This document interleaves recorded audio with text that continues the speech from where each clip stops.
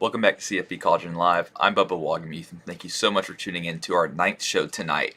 We have an awesome week of football ahead of us, but I really want to talk about the game of the year to this point, which is Georgia and Tennessee. So what I'm going to do is at the end of the show, we're going to do a full game breakdown of Georgia at home against Tennessee. Very similar to the game breakdown that we did of Miami Texas A&M. It's going to be a little different, but very similar in that sense. So if you saw my Miami A&M breakdown, stay tuned for the Georgia-Tennessee full game breakdown. A few other things we're going to talk about. We're going to continue our playoff series contenders. So each week we do 3 different teams. We talk about their key games ahead. How do they make the playoffs? What are the most likely options for them to make the playoffs? We have 3 new teams tonight that I'm excited to talk about. First, we're going to start off with Florida, Georgia. So I was lucky enough to go to Florida, Georgia last week. As you can see, really close to the Georgia band. We're on the Georgia side. Just a few takeaways from the game. So first off, if you've never been, I recommend you go. The tailgating scene is awesome. It's probably one of the best in all of football. From RV City to Fairgrounds, just a random tailgates popping up. Everyone's super welcoming. It's an awesome environment to go to. It's definitely a bucket list kind of thing. So I've been to 3 or 4 of them now. So I was super stoked to go to them. So inside the stadium, the actual game, let's talk about that now. So Georgia gets off to a big lead initially, 28-3 at halftime. And good for Billy Napier's squad because they came out in the second half and they showed a lot of fight there against Georgia. Now, Georgia fans were starting to freak out because, like I said, I was in the Georgia section. I saw a guy in front of me texting, just like the Falcons. So I could understand how you would have a little PTSD from the Super Bowl where the Falcons were 28-3 against the Patriots. But Georgia's a championship level team. They showed that last year, coming out, dominating Michigan, coming back against Alabama in the national championship game. Georgia has championship contender written all over them again, and this is what championship teams do. Georgia came out, they ran the football and very well in the second half. They had a fumble, they had an interception. Florida was able to get 10 of their 17 third quarter points off the turnover. Once Georgia started moving the football, you knew Florida had no answer for that. So the Dogs ended up winning by 42-20 final score. Awesome atmosphere. I recommend everyone go if they get the opportunity. So the first playoff contender we're going to talk about, and it's a little surprising it's taking us this long to talk about this team, but it's Alabama. So Alabama has a few key games coming up. I have 2 highlighted for them. The first one's going to be at LSU, which is this weekend. That's going to be 11-5. That's a big game, big road game. It's never easy to play a night game in Death Valley, but that's what the Tide have to do this weekend. And then the following week, they play Ole Miss. That's going to be 11-12.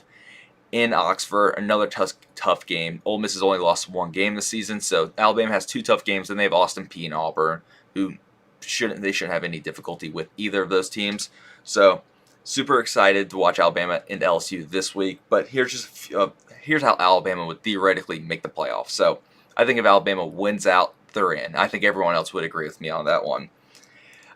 It becomes tricky if Alabama drops either of these 2 next games. If Alabama drops the game this week against LSU, or if they drop the game the following week against Ole Miss, I think there's probably 99% chance we don't see the Crimson Tide in the playoff that year or this year, just simply because it'd be tough for them to win the division. I don't think we're going to see a 2-loss, non-division winning playoff team this season, or any season until the expansion for that matter.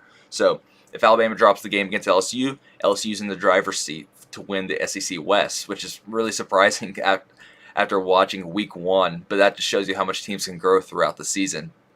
So Alabama, if they lose to LSU this week, LSU has Arkansas and Texas A&M, both games on the road, but LSU, if they beat Alabama this week, would have to drop both of those games. Very similar situation for Ole Miss. If Ole Miss beat Alabama 11-12 when Alabama goes to Oxford, Ole Miss would have to drop Arkansas and Mississippi State. So Alabama, because they have the tiebreaker against Alabama, that would be Alabama's second conference loss. So as you can see, the situation gets really sticky if the Tide trip up one of these next 2 weeks. I don't anticipate them to, but you never know. It's college football, and I don't think a lot of people saw them losing against Tennessee either, even though that was more likely than a loss against LSU and Ole Miss.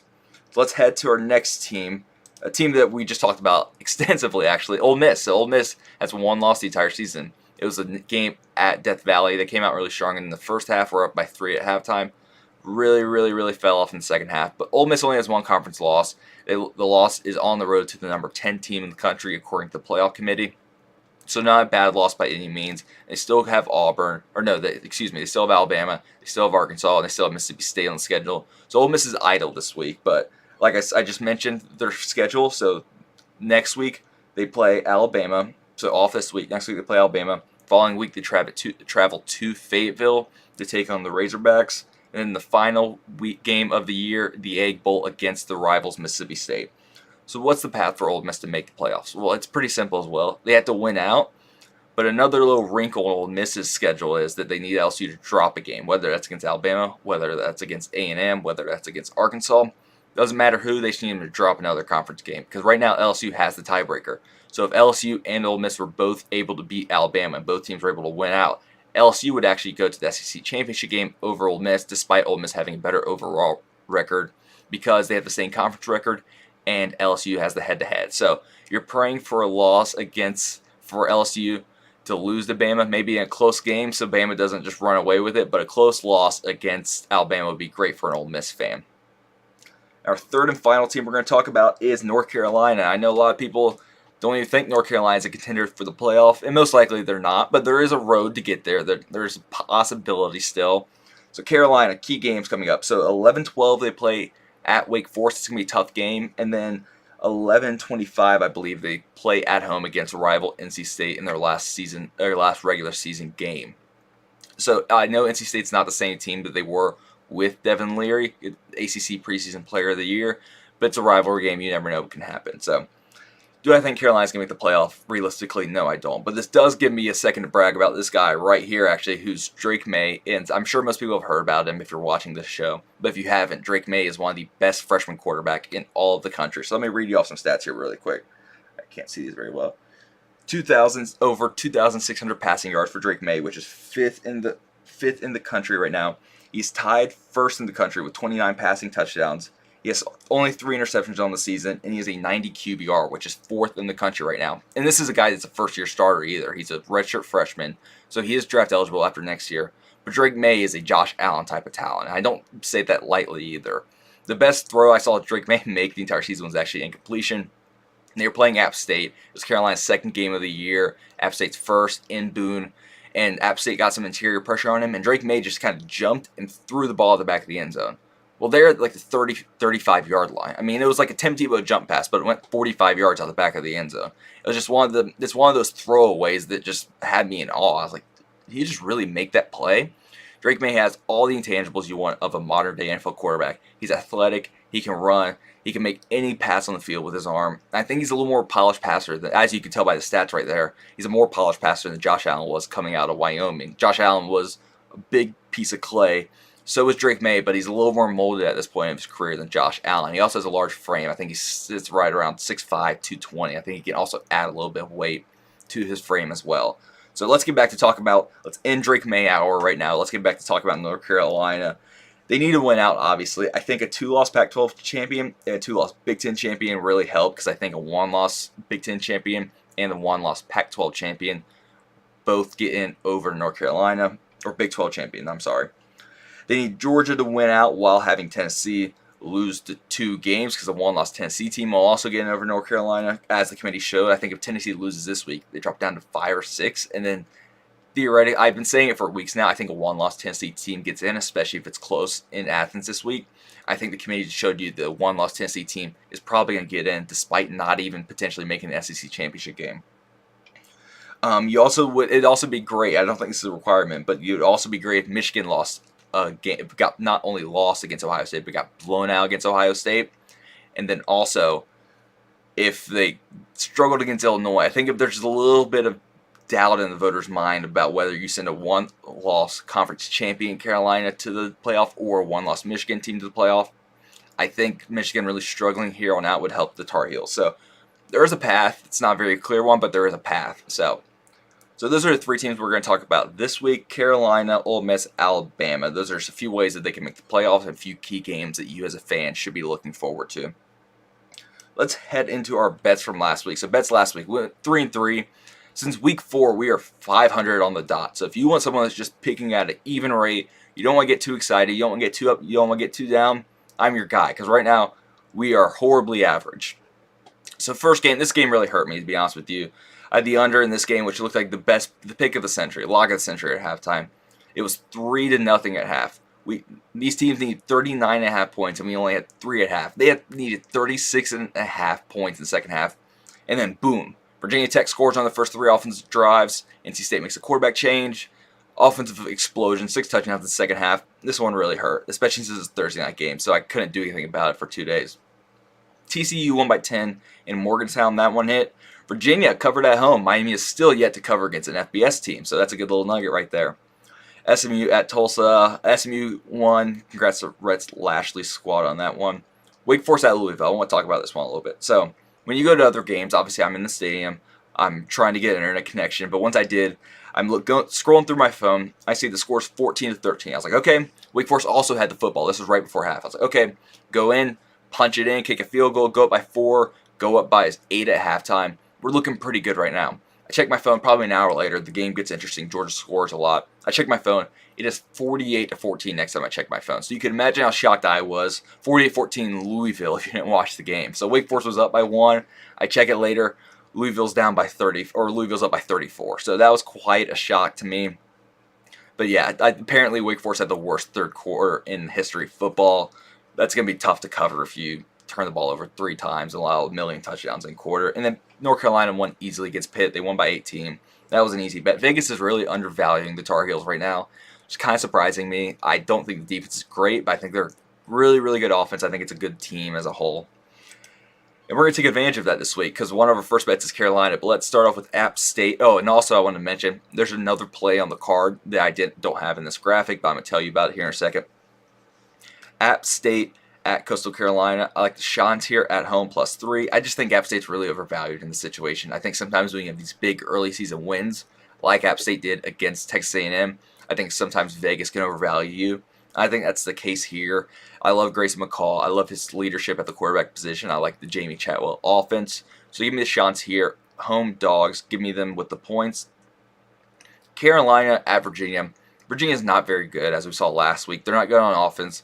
The defense is average at best. I like Drake May to come in here. I like the Carolina. I think the Carolina defense is also progressing under Gene Chizik. I still don't think it's a great unit, but I think they're getting better. I think if they can slow down the Virginia rushing attack, I think this game's over very quick. And Virginia's not good at running the football. So give me the Tar Heels -7. I love that pick. Texas at K-State. This one, my heart's really telling me to go to Texas, but my mind's telling me K-State, just simply because Texas hasn't won a game on the road in a long time. Texas has lost their last 5 or 6 games on the road. True road games, that is. And then Kansas State's playing really good football. Now, if you watch the Oklahoma State game, the eye test told you that Texas was the better team. They just committed 100,000 penalties. Quinn Ewers had the worst game of his career, and they also turned the ball over multiple times. So the eye test tells you Texas is the better team, but I have to go with the Wildcats. The Wildcats awesome. Last week against Oklahoma State, they won by 500,000 points. And I don't think it matters who's at quarterback. It seems like Will Howard and Adrian Martinez have both proven that they can run the offense effectively. So give me K-State money line, home dogs here. Clemson at Notre Dame. This is another one that surprised me. I understand that Clemson struggled last time we went to Notre Dame, but it was COVID year. Trevor Lawrence wasn't playing. I don't know if that's why this line's so close. I mean, Notre Dame is... Now, the thing is, Notre Dame is hot and cold. Notre Dame will go lose to Stanford. They'll go lose to Marshall at home. They'll go look bad against Cal at home, and then they'll go back, and then they'll beat Syracuse on the road. They'll beat North Carolina on the road. Notre Dame's a little bit of a unpredictable team, but I still like the Tigers.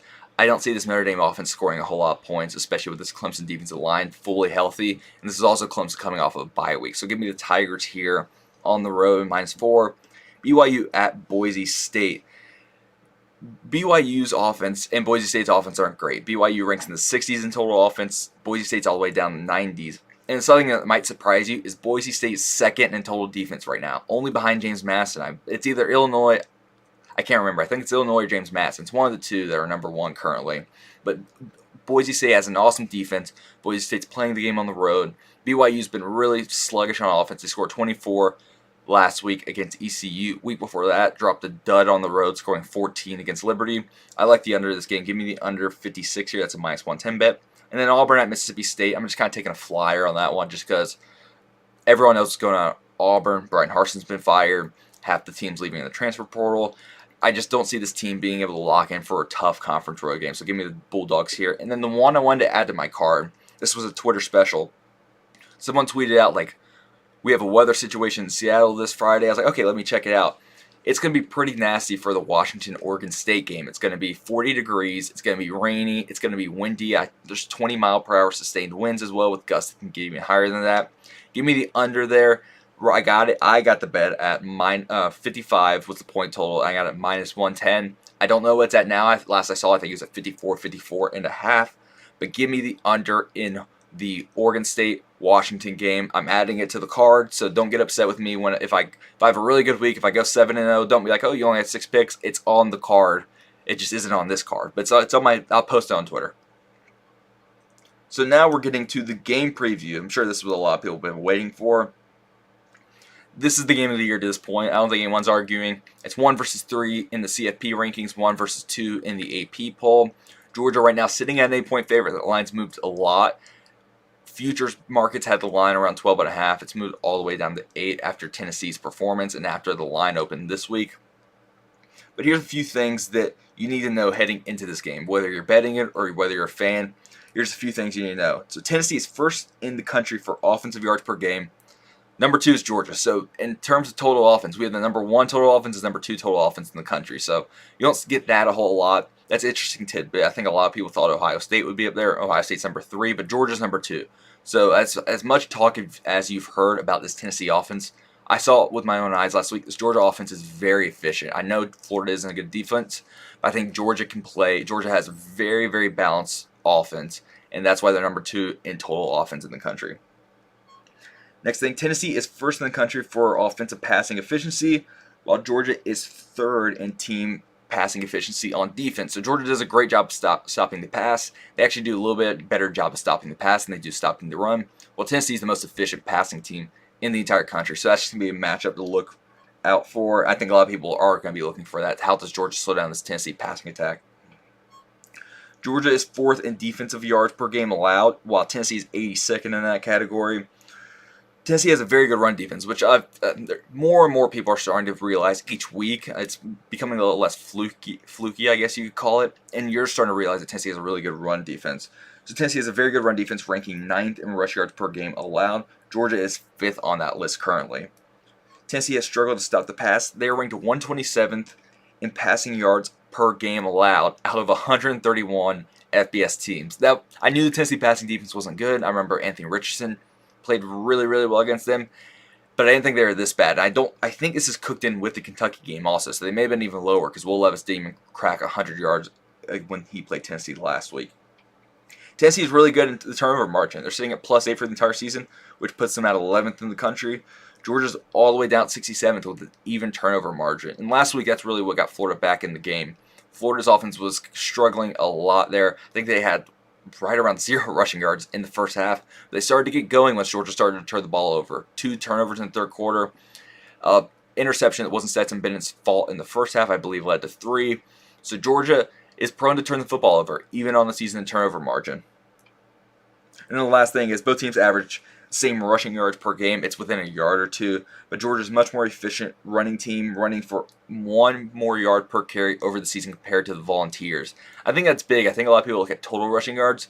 I'm looking more for yards per carry because that tells me how efficient your team is when they're running the ball. How many yards am I going to get every time I attempt to run? I think Tennessee's sitting around right around 4.60 yards per carry. I think Georgia's right around 5.65 yards per carry. So even though they average the same amount of yards per game, look at the yards per rush, and you'll see that Georgia's the more efficient running team compared to the Vols by a whole yard, which is a lot.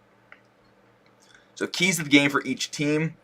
So pass defense. Pass defense needs to play like they did last week for Tennessee. Like I said, they're 127th in the country, but they played excellent last week. We're causing turnovers. Kentucky receivers were blanketed. I think Will Levis threw 3 interceptions last week. Generate turnovers. Play pass defense like you did last week.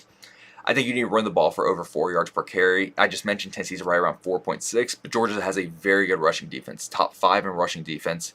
I think for this Tennessee offense to get going, you want to stay ahead of the sticks. You want to stay in 3rd and mediums, 3rd and shorts. I know it's a cliche, but against a team like Georgia, I think Tennessee's going to struggle more than they usually do. Because if you watch a Tennessee game, Tennessee will put themselves in 3rd and long, and you just sit there with a confidence knowing that Tennessee's going to pick it up. You're like, oh, they'll throw it to Brewer McCoy, they'll throw it to Cedric Tillman, they'll throw it to Jalen Hyatt. they'll throw it to one of these weapons they have, or Hendon Hooker could even scramble out and get it.